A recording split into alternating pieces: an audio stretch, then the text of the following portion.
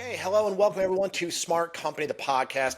I'm your host, Dave Dorey, and I'm joined, as always, by tech expert Grace Schroeder. And today, we're thrilled to have Robert Bai, founder of Zenture, which specializes in transforming businesses through innovative IT solutions. So, Robert, once again, thanks so much for joining us on this show. Tell us a little bit about the background of Zenture, about the foundational vision behind establishing Zenture, what specific gaps or inefficiencies did you observe in the marketplace that motivated you to build Zenture would be the big questions. No, absolutely. And first, thanks again for having me on. And, as I look back in my career going from, working for the service providers, then moving to work for some of the largest, value-added resellers in the world, I started watching a shift in some of the largest clients of ours making decisions to move to network as a service. And I was shocked at these large organizations who wanted all this control, right? These were groups that wanted to do it themselves. They wanted to manage everything. And I had spoken to a few of them, and when they honestly said, here's the reason why we want to get out of this space, we really need to focus on moving our business forward. We don't want to focus on managing our network. And that was the moment I said, how do I really help all these other organizations understand what's out there and how can they actually accomplish these same things? So I started looking for platforms and tools that could help us, engage with our large enterprise clients. We started looking at, bringing on specific engineers and those pieces. And I was introduced to Grace, who has been great at emptying what my visions were in my head to build a platform that does not only inventory management, but helps clients with quoting and simplifying of order management and project management, that we were finally able to take a client to not only the destination they're trying to get to, but we could finally truly tell them, this is your starting point. And from there, we can actually build a 2, 3, or 5-year roadmap to get there, but put it in a very logical, simple format. And then with all the tools that we have that connect us to carriers and provide us insights, we could just truly provide actionable insights and guidance for our clients. And the goal is, how do we continually to invest into our clients to truly become value-added partner, provide those insights and change so that they can focus on what really moves their business forward, and we can take that grunt work that no one wants to deal with, off their table. So, and I'm going to dive in here because as a somebody that has lived through many sort of technical evolutions and cycles, it appears to me that telecom isn't a vertical or a profession that people are aspiring to be in anymore. I don't think God is making telecom professionals anymore. And in light of that, I think that the expertise is going to follow the same progression as it did when data centers stopped being an internal function with a whole staff around it and moved to external data center providers who could offer better service, generators, backup, man trap, security. And so those professionals started to consolidate around those specialty services providers. So when I look at Rob, having spent 4 years at Quest Communications and understanding that not much has changed in the last 20 years, I see a huge opportunity for his expertise, which is enormous in the telecom space, to sort of create and have that company, that new generation of network services company that brings people in, experienced professionals, which is what he does. He hires the best of the best out of the large carriers. So they know how to work with a multitude of clients. They're very efficient. You don't need a huge telecom department. You can lean on Robert's resources to do that sort of last mile of complexity that's very difficult to hire for. So when we think about moving companies' views from, I'm just wondering how it went when the data center people were basically told, hey, you know what, the data center is not going to be on the 5th floor anymore, where you could never get gas for a generator anyway. We're going to move that over to Equinix or something. I'm sure that was uncomfortable at the time, and people were, nervous about their position. and people hate change. But then what happened was those professionals all coagulated more around specialty services um, organizations where they were able to apply and leverage their skills across a bigger range of customers. So this is the stories, the face palm stories I like to hear from Rob are, what goes on in the decision process. He's having these conversations because 100% it makes total sense. And why somebody wouldn't do it is something that we slam our heads against the wall every day. Same with us at Slinger, where like, look, this makes so much sense. Why aren't you doing it? And so that's what I want to hear from Rob today. And with that, so yes, let's officially open the gates to what we like to call the face palm files, where you see it and just face on palm. Unbelievable. So, with that in mind, I have to think Telecom is an endless well of these kinds of stories. If you could be so kind and generous, Rob, share with us a little bit of these facepalm file stories that I think a lot of people, especially in telecom, could probably relate to. Yeah, and I have a few, and before I pull up one, I think the hardest challenge is, walking into any room is, telecom is got a certain demeanor, right? And everyone's like, what are you really trying to get, right? There's this question about, what is there some hidden like underlying, like writing that we're looking for? Like there's got to be something that you're trying to get out of us, right? No one really thinks what we're offering is real. So it's very hard when we're in there and we're like, honestly, here's everything laid out in black and white. And it's that trust factor, right? That, people I think are a little concerned because they've been burned by partners and other telecoms in the past. But I look at one of our largest clients that we've been working on this transition, for their network for almost 2 years. And, they're a publicly traded company. They've gone through a ton of acquisitions. They have almost 300 locations, $8 billion company. They had selected a managed service provider to manage their edge SD-WAN appliance and then to manage all their circuits. And the main reason being is if a circuit goes down, they just wanted that group to call in and open a ticket up for that carrier. And then when that circuit was back and running, to call it back in. Because there's not a single person in this world that would want to do that job on a regular basis. So we kicked that project off and we were refreshing circuits, over the last 18 months. And we finally got into the board meeting and we're way behind schedule on other things. And I'm like, all right, let's just put some simple numbers out there. And so we showed 300 locations, 2 circuits per site. And the SVP of IT, who reports directly to the CTO, looks at things and he goes like, how do we have so many circuits that are not under management yet? And the response from the director of network was, well, all these circuits were procured by our local, organizations. And we don't have access to the information like their account numbers or the circuit IDs. So we can't really put them under management. And so the next question was like, what are we going to do? And the answer was, well, we're just going to go and replace them all. And instead of that being leading into other questions, everyone's like, oh, great, good. And I'm like, wait, time out. Like, if you're just going to replace them all, which is great, let's just be honest, it's taking you 18 months to replace 100. We're still talking about 200 circuits here. How long do you think that's going to take, right? No one questions the time frame. And I'm like, even if you can replace these circuits, how are you going to disconnect them if you don't have the information to call that carrier and like, please disconnect this circuit? Just because you unplug it doesn't mean they're just going to stop billing you. And then because it's telecom, odds are there may be a contract tied to that circuit, which may lead you to some type of contractual obligation and early termination charges that may sit there, right? And I'm looking at all these things, and these are all risk factors that come into it. And I'm going, is anyone going to question these things of, if your goal is to get to this end state where everything is fully managed, right? How long do you want to wait until this is done? What is your risk ability? And has anyone thought about this logically? And no one asked these questions. And for me, my first part is like, someone has to see this and question it.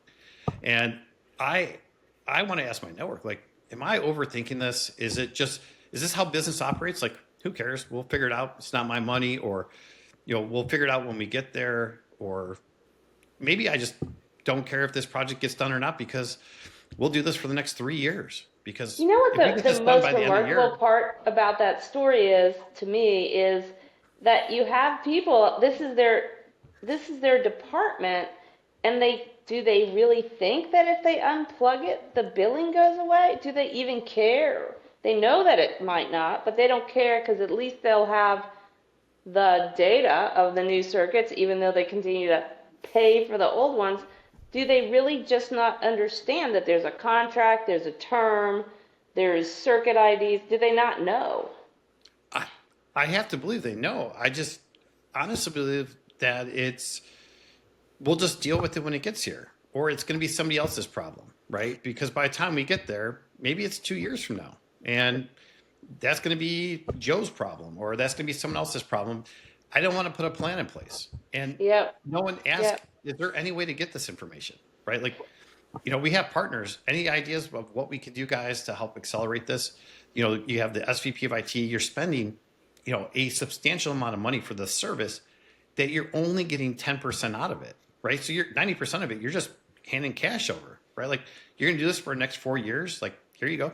Well, Like, it's You probably know, no coincidence that, telecoms tend to be very filled bureaucracies and siloed and these kinds of structures that they kind of hit right against the more solution oriented thinking that you're bringing to the table. They're kind of opposite magnets in some ways. the interesting part about what you just said is it's not dissimilar from software as a service. So many companies buy and or license large platforms, monolithic platforms, and then think the largest SaaS providers that you with great name recognition, and then they typically only use 5 to 10% of the entire platform, and the costs just keep going up and up and up. But the inertia of moving, even though it's probably not addressing exactly what they need. B, they probably have to coexist with spreadsheet departments in order to actually make business happen. And C, now that there's AI, a lot of that spreadsheet department work can and should be integrated into a core system that's available to the entire organization. But that resistance of, it's the old IBM, nobody ever got fired for buying NetSuite, that these types of decisions are now so critical because of the change, the pace of change. So it's a challenge. You see people that are like, oh, we're not going to make a decision on this until December, and I think to myself, can you afford that? And apparently, businesses can't. So, Rob, how do you get people to break out of this antiquated thinking and see the light? Is there something in your journey that has proven some level of success in breaking through on that? well, a lot of times it's interesting when you can finally meet with the right leaders, and you can ask this question where, in this last, example, there was no benefit in us helping them fast track that, right? There's no financial thing to gain. This is just us as a partner. But in other instances, we had a conversation with another large, $10 billion organization, and I was like, why has this project been paused for such a long period of time? Because it was a big urgent thing. And there was something that was completely unaware to us, which was two things: is they had a large managed service provider managing, other components of their business that had been failing, right? That no one was aware of. And then they're in the middle of discussions of firing that group. And the other thing was they had two large software providers that had a massive increase in their software renewals that was causing a huge impact to the IT budget. And those two things were causing an impact on, we're going to have to reduce some of our workforce, right? And where do we cut our workforce? We're going to have to reduce some budgets, and that may stop some other projects. So those things were all put on pause, but we're not aware of those things. And so in other areas, when we can sit down and actually show a plan, right? So what is the plan? How are we going to do that? And what's our cost? And how much impact is it going to take from my team? And how much are you taking on? When we can actually lay it out and it's in a very simple format, and someone goes, oh, okay, great, you guys can do this. I think there's too much time in past that too many people overpromise and underdeliver, and they end up falling short. Or people get stuck in these change orders of statements of work, where if we can just keep it simple, provide a plan, and actually show the impact that can be made in keeping it simple. I think that's what is missed, is the simpler we can make it, the easier someone can look at it and digest it, right? If you want to make something extremely complex, no one's going to be able to understand it and be like, can we get this done? Am I overthinking something? Like that's hard, but we're just trying to make it simple and then put it in the right people's hands that maybe have an impact when it comes to financial budgets. Maybe it's to the security team. Maybe it has an impact to other parts of the organization. So it's really getting wider and deeper to understand all the components that fit in.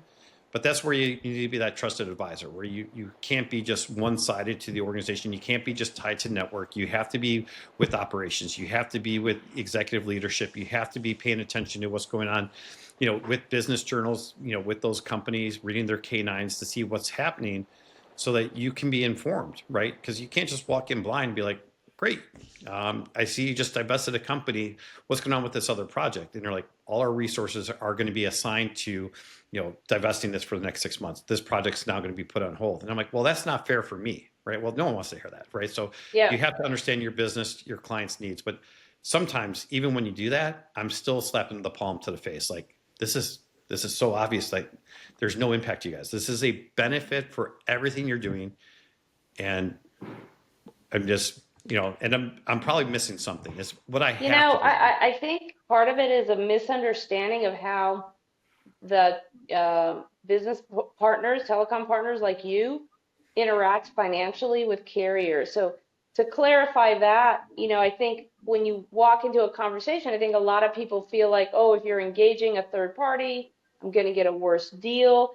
And nothing could be further than the truth, because carriers are using partners like Rob to get into that last mile of complexity, because they too have a problem hiring good resources that can elevate conversations like Rob can, to really address the needs of the largest customers. So explain a little bit about that financial relationship and your basket of value add that is actually paid for by the carriers. That's a great conversation that comes up is, with where telecom's shifting. And if you look at just some of the big telecoms, I won't call them out by names, but it's the ones we're all very familiar with. Over the last 2 years, they've had a 20% reduction in their sales force, and they're going to continue to go down this path. And a lot of what they sell on the wireline side is their commodities, right? And there's a lot of, orders coming in and out, but how much effort needs to be put in there, and how are these groups really getting in to understand that business? So they started pushing and leveraging us as the channel, because it's not just a circuit. What is it being tied to? What's the long-term, perspective? And so the channel was brought in to alleviate some of those pain points to help drive sales and look in to building that deeper relationship. But from a cost perspective, they're not paying us any upfront salaries. There's no, commissions. When they do pay us, it's a commission fee that comes after the customer pays their bill. So unlike hiring 100 salespeople that are going to cost you $150 million this year with no guarantee in outcomes, they are only paying us on outcomes, right? And those outcomes are better outcomes because we're providing project management. We're providing all the inventory up front. We're providing predictability. So they're having better outcomes. They're having better visibility. Their cash flows, meaning they're allowed to invest into these customers up front. And then the commission point, instead of paying these salespeople way heavily up front, they're paying us a small drip on a monthly basis over a 3 and 5 year term to maintain providing that month-to-month support. So the customers are getting not only a better cost model, but they're also getting a better support model. It's just very hard for someone to think that, like, well, Rob, if you're getting paid, my cost must be going up. And I'm like, it's really not. And the only way I can prove that is just let me just have our team quote out some services for you and we can show you. If not, speak to your account team. Ask them if they engage with us, if there is a benefit. And every account team, I don't care how big of an organization you are, there is a benefit for us to come in, a benefit for your sales team, a benefit for you, but it won't impact your pricing. It's just one of those things that people are like, there's no way that 2 + 2 can. Got to be a trick. Yes, there's something, some hidden thing up your sleeve. And, someone's like, are you going to charge us some time in the future? I mean, I have clients who are like, are you going to invoice me this week? And I'm like, for what? I mean, like, if you want to write a check, I mean, let me know what you're willing to write a check for. If you want to, great. I don't. I think I'll never condone it. we're all still burned with that Columbia Record and Tape Club. You know, the first one being a penny, and they jack up the price. We're all feeling that pain still. Yeah. Uh, so, this is a very technical thing, but on a human level, as a human being, what are you most proud of in terms of this disruptive in a positive way that you've been bringing to companies? What are you just most proud of, would you say? You know, because I mean, we are in sales, right? I mean, a lot of what we're doing is some type of sales perspective, but honestly, having a client look at you and say thank you for what you've been able to do is something that it's sincere and it's real, right? Because they're finally looking at someone who has their back, their best needs in front of ours, right? So we do everything is it best for the customer before we do anything else. If it's not best for the customer, it's not going to be a conversation starter. And that approach has allowed us to really become that partner and someone who is going to consistently be there with them. And a lot of our relationships with our clients are, I mean, minimum 5 years, but some of them are even longer. I mean, some of these folks I've known for 20 years.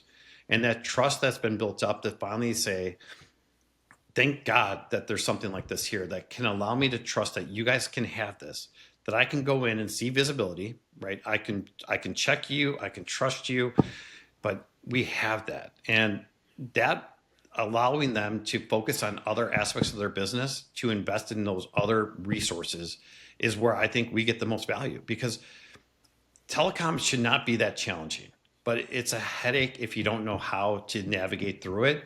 If you're trying to save costs, like everyone's like, I'll just go with one provider worldwide. You're not going to get the best pricing in some components. And so we, have the ability from an agnostic standpoint to go, what are you trying to solve for first? What are your top priorities? And then let us help you understand who's out there and tell you what is available. And that's putting our customers' needs before everyone else's. And we do a lot of work for our clients that there's no financial benefit for us, right? Because we're going to invest in them. And people don't understand that conversation. Like, what do you mean you invest in your customers? I'm like, we're investing time, we're investing resources and people, and we're investing in platforms. Everyone wants to know, like, when am I going to get this deal? We'll spend 2 years working with a client. We want to build our trust. We want to earn your business, but we want to earn the fact that you can trust us to be there for you, because we're not going anywhere. The remarkable part of that story to me is that you're actually designing a company that is organized around the way that your clients want to buy. And I have a personal pet peeve. I threw a rant up on LinkedIn today. These sales organizations, they're like, no, you have to go through our process. I'm like, I don't want a phone call. Give me the pricing for the renewal. Answer these 3 questions. Well, let's set up a call. No, I know what I'm doing. I just want to make this decision. And then they force you through this. You got to make a decision today, even though it's 60 days from now and they completely design the whole thing to their financial advantage. And it just leaves such a bad taste in your mouth. Like, now I hate you, and I'm always going to hate you because you didn't operate the way I wanted to operate. And I'm not asking for your clients aren't asking for anything outrageous. They just want a price on a circuit from 4 different providers as fast as they can get it without chewing up their time. Like, why do it's costing me my time to buy from you. Why? Like, I know what I want. And this is where I think you're turning this industry in a new direction that I think is very compelling. And who doesn't want Rob By solving all your complexity? Well, I would throw that stuff over the fence to you all day long.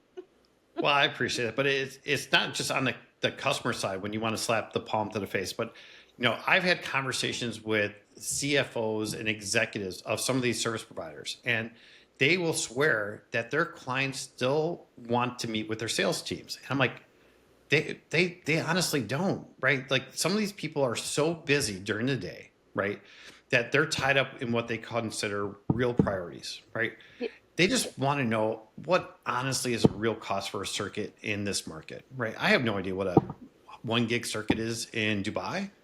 It's extremely expensive, but I have no idea if it's 10% too high, 20%. I have no way of benchmarking it. And I just want to know I'm not getting taken advantage of. And that's all they really want to know, so that they can focus their other priorities. But it's funny that these organizations still look at their clients like they know what they want. And I bring up the fact that I worked for a large organization that the owner of that organization owned a huge stake in Blockbuster. And I share this story because Blockbuster was looking at buying Netflix, in 2008, I think for $50 million. And they all looked at Netflix like, you guys are crazy. People love coming to our stores and hoping that the video they want is still on the shelf and scrambling here on a Sunday to return it and hope they don't get hit a late fee. And they turned down that $50 million chance to purchase them. And, 3 years later, that company filed for bankruptcy. And today, Netflix, I think, has got north of a $600 billion market cap, right? So, it's amazing that they all think they know what they want, but none of them actually go out and listen, right? It's like, who'd you have this conversation with? Like, a bunch of us at a board. Were any of them clients? Like, no, we just had, inner business conversations about what we think our clients want. And that's what we built it around. Like we sat around the table, stared at our navel and like, hey, that looks pretty good. Yeah, it sounds like your job, Rob, is like part bartender / psychologist / tech savior, because you really got to pour a glass of whiskey and get these people to open up a little bit and confront their fears about being the old rotary phone. Do you have any estimation? If you just look at how you've streamlined the back and forth in terms of managing all the emails alone and procurement. I mean, any idea of what percentage of time you are saving these people just in that category of it? Depending on the organization, I mean, when it comes to, daily, stuff, but when it comes to looking at these projects, I mean, 70% of their time that they would have done on their loan is taken off their plate. But it's not just that 70%, right? That's taken off that's a benefit. It's now where are they even starting with, right? Where would you go if you were looking for a global network as a service solution? Right. And that's kind of this new buzzword, NAS, right? What is it? And where would one go? Do they just go to Gartner? Do they go to one of the big four? And no one knows where to go and get that information and actually get started. So the amount of time and effort just to understand what that is. And then they have to go through and what is your definition of network as a service? Because there's 20 different definitions. And those definitions mean that it has different impacts on the business. So all that has to come into play that really helps optimize it. Because I've seen organizations go down the path of, I'm looking for someone to manage my servers, and they'll meet with like an HCL to discuss managing those. Well, HCL is an outsourcing type organization, right? So they're not just going to plug in and manage like some servers. They want full BPO type environments. And now you're missing what you were looking for. So unless you can truly define what it is your needs are, and then how do you understand who's available in that market? That's a lot of time that is wasted. And then more so, for these clients, is there a partner out there that can actually provide it? So I can actually think about, is this something I could do next year? Because I don't even know if it's a viable solution. And is it a viable solution that I can financially pay for it? So we can actually proactively help clients understand from a planning perspective, if this is something that is feasible, is it something that financially is feasible? And that we should consider. So before you go down and wasting time and cycles like that are never going to get off the rocks, let's have this discussion, because the last thing you want to do is start talking with partners and then have those salespeople call you every 2 days for an update, circling back, want to know what's going on, what we need to do to move forward. And like, guys, we're done. And you're just going to get inundated with phone calls. So, I mean, time is probably one of the biggest savers we bring to companies. I was going to say the same thing. You're selling time. Yeah, time. I mean, it's probably the most profitable for a business, so that they can focus their time and energies on other places.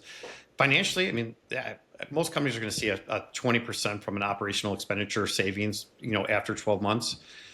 That's pretty simple to lay out, but there are so many other components that come into it, right? That we look at. But time, I mean, that's all we have. That's our most precious commodity out there, and you can't buy more of it.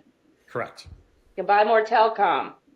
They'll sell it to you, even though they may not know how to make it work, but they'll sell it to you. No, look, I look at your company and your experience, and I having been in a carrier and having worked in large companies, you want a Rob on your side, and since the experience from salesperson at one company, carrier 1, carrier 2, carrier 3, carrier 4, your sales experience there is highly dependent around whether you're talking to a Rob at that carrier who has a cohesive understanding of your environment and where you should take it and how to manage it, versus, hey, you might have a new sales guy every 2 months at each of these carriers. They're not remembering what you decided yesterday or why. They're just interested to slam you another circuit and fire up some billing, and then they run off down the road to either a new account or another carrier, which is it's a flawed model in the long run. So Zenture, I think, is the model for the company of the future, where you're going to have independent companies stand up these services organizations with specialized domain expertise that can drive a lot of value across a portfolio of clients that they wouldn't otherwise have access to if they were trying to hire them directly. Rob, before we go, I have to ask a key question, which is about the role that Agentic AI has in the industry and in your tool set and the difference it can make for clients. Tell us a bit about that. Well, I won't get into the technical specifics. In the way I understand it, and I'll hand it over to Grace, is that it's their task to run specific, task within an organization, right? From a task specific. And I can look at a lot of companies using us almost like that specific agentic AI for their telecom, right? Even though we're an actual service organization. But I'll let Grace, because we were just discussing this as, agentic AI, what does that mean and what's that enabling companies to do?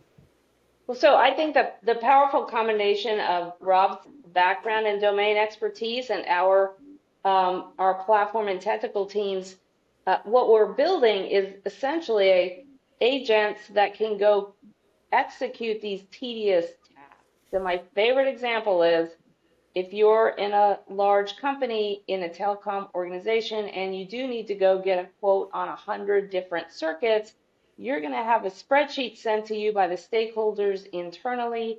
You're then going to take that, try to figure out which carriers you want to get quotes from. Then you're going to try to figure out who the salesperson is the sales team you need to be dealing with in each of those organizations. And that takes time.